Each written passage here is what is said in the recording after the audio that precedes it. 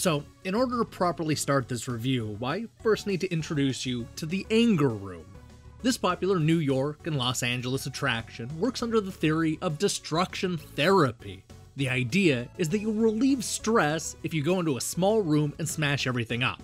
That's basically the conceit behind Infernal Racket, the exciting new platformer where the goal is to race through a bunch of rooms smashing up everything you can find.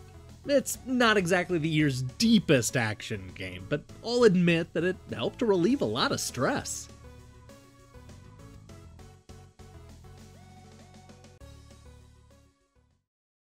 Infernal Racket reminds me of all of those old school arcade games where all you did was collect stuff. Only instead of picking up items, we're destroying everything we can find.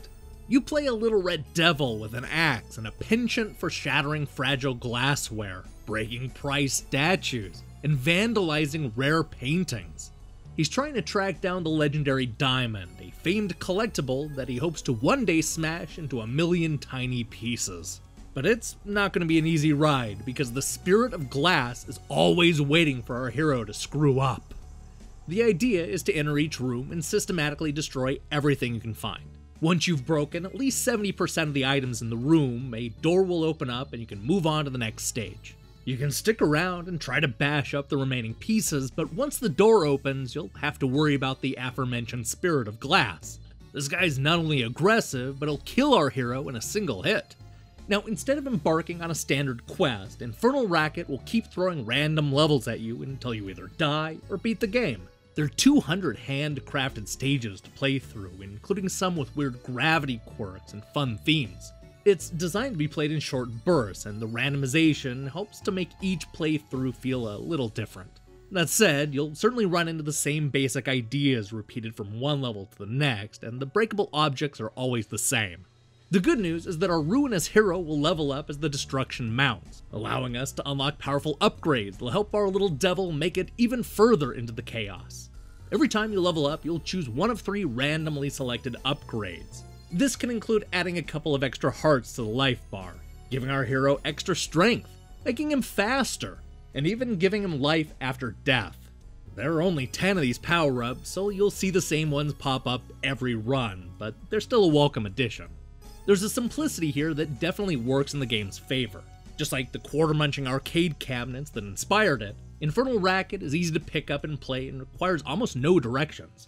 You don't even have to press a button to attack. All of that is done by simply moving around. The only thing you have to really worry about is bashing up the fine china and jumping out of the way to avoid enemy fire. This would have fit perfectly next to Donkey Kong, Rampage, and Flicky. As much as I love the simple arcade approach, part of me wishes that it was a little deeper. Even if it was just a matter of changing up the backgrounds or adding weird filters from time to time, there needs to be more variety. You probably won't even notice this if you're playing it in short bursts, but the repetition started to get to me after extended visits. Game Soup has tapped into an addictive concept, but I'm not sure they've done enough to keep me coming back to Infernal Racket. I guess we'll see.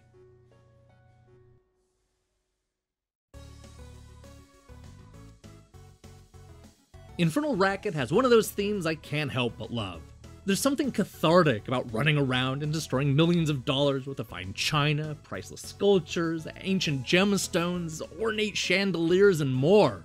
Unfortunately, it's a bit on the shallow side and could use a little bit more variety. But fans of old school arcade games will get a kick out of this debut release from Game Soup.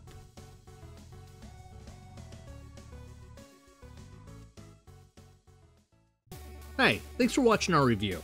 So here's the question of the day. What is the best thing you've ever beaten up in a video game? Yeah, I know it's an odd question, but here's an idea to get you started. The best thing I've ever beaten up was that gang member's car in Final Fight. Let me know your thoughts in the comments below.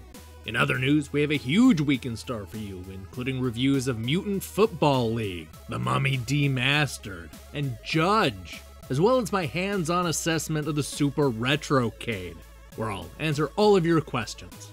I strongly recommend you click that subscribe button and support what we're doing here. Until then.